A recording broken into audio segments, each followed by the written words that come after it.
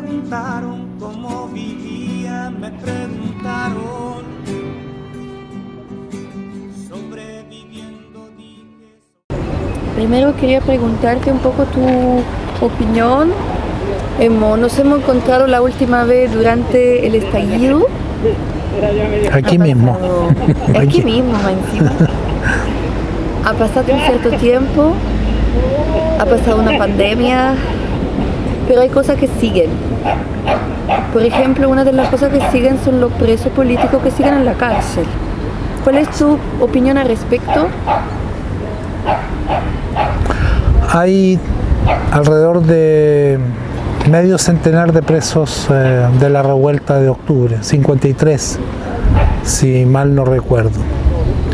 Y estos jóvenes, porque en su inmensa mayoría es gente muy joven, fueron los que hicieron posible que se abriera un nuevo periodo de nuestra historia reciente.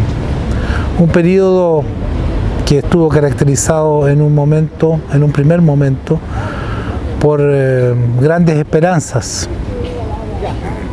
que tuvo la mayoría de la población chilena y que desgraciadamente, por razones que sería largo de explicar, pero sobre las cuales me he extendido en muchas oportunidades, no dio los frutos deseados, puesto en que tuvimos un pseudo proceso constituyente absolutamente controlado por los poderes constituidos, por el Parlamento en particular, por los poderes fácticos, y eso se tradujo en un primer momento en la extinción de la rebelión popular de octubre, producto de la acción combinada del acuerdo del 15 de noviembre por la paz social y la nueva constitución, impulsada por los partidos sistémicos de izquierda, de centro y de derecha, y más tarde por los efectos de la pandemia que le permitieron al gobierno de entonces, utilizando como pretexto el COVID-19, recluir a la población durante largos meses. Y la guinda de la torta, podríamos decir, de este proceso fue el plebiscito del 4 de septiembre reciente, donde el rechazo se impuso por una abrumadora mayoría. De manera tal de que las esperanzas que muchas personas habían puesto en esta nueva fase no se dieron cumplidas, no se concretaron. Pero de octubre quedan muchas cosas.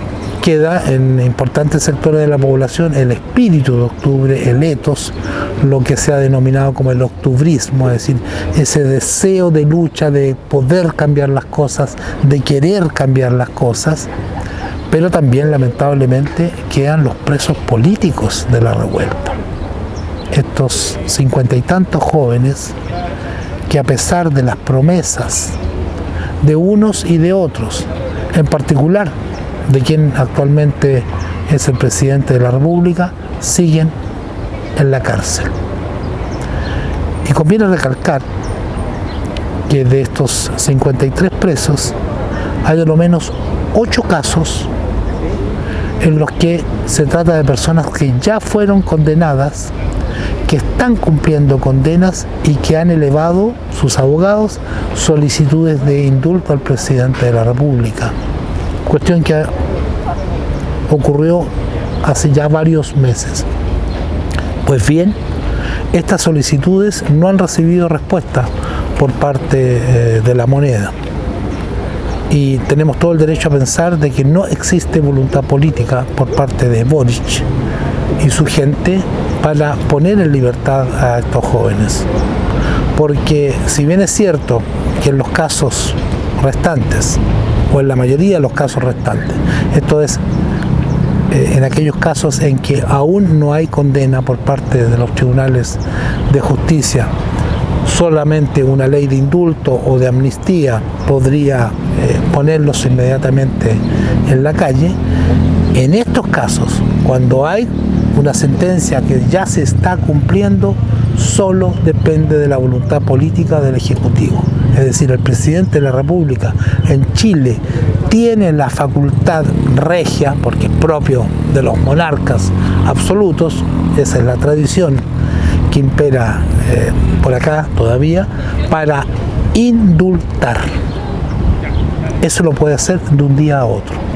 Si Boric no lo hace es porque no quiere y porque, al igual que en tantas otras materias, dijo una cosa cuando era diputado primero, precandidato presidencial luego, candidato enseguida, y hace una muy distinta una vez que está instalado como presidente de la República.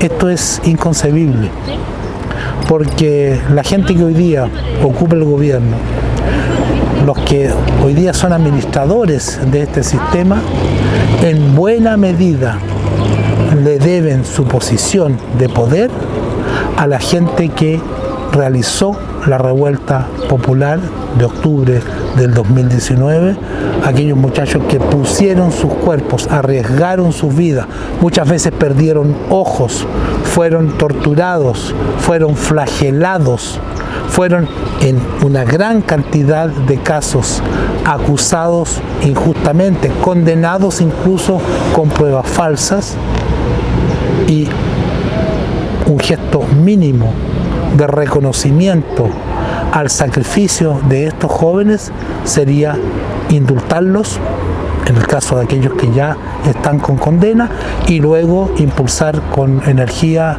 leyes de amnistía o indulto según lo que corresponda en cada caso. ¿Y te parece, Sergio, que con el rechazo, esa situación que ya estaba bien olvidada, escondida por el gobierno, de los presos, de todo ese proceso de indulto, se ha ido escondiendo y apagando aún más? ¿Qué lleva al rechazo?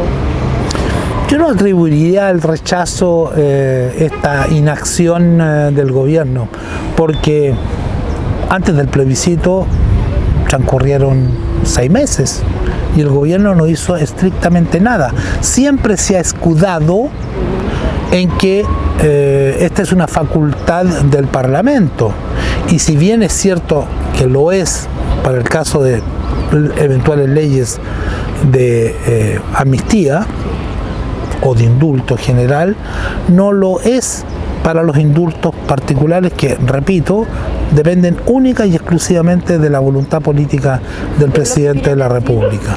¿Será que el rechazo ha llevado a ser una excusa para esconder, para dejar aún más de lado a eso, a los presos y un poco a todo lo que fue el proceso del estallido social? Como decir, ahora ya hubo rechazo, ya... Bueno, ciertamente el rechazo está sirviendo para eso y para mucho más. Pero como bien dices, se trata solo de una excusa.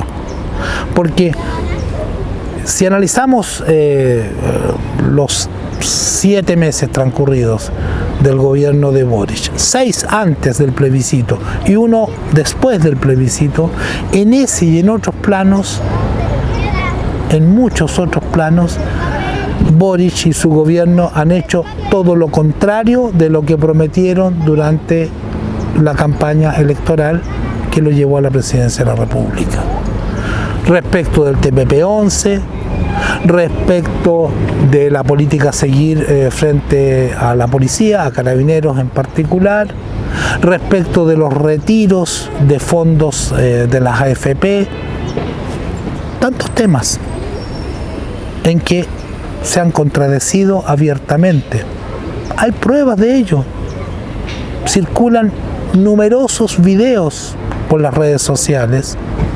La prensa, la televisión evidentemente no los proyecta, pero están ahí, con declaraciones de estos personeros, del actual presidente de la República, de numerosas de sus ministros y ministras, prometiendo y afirmando cosas que hoy día niegan abiertamente.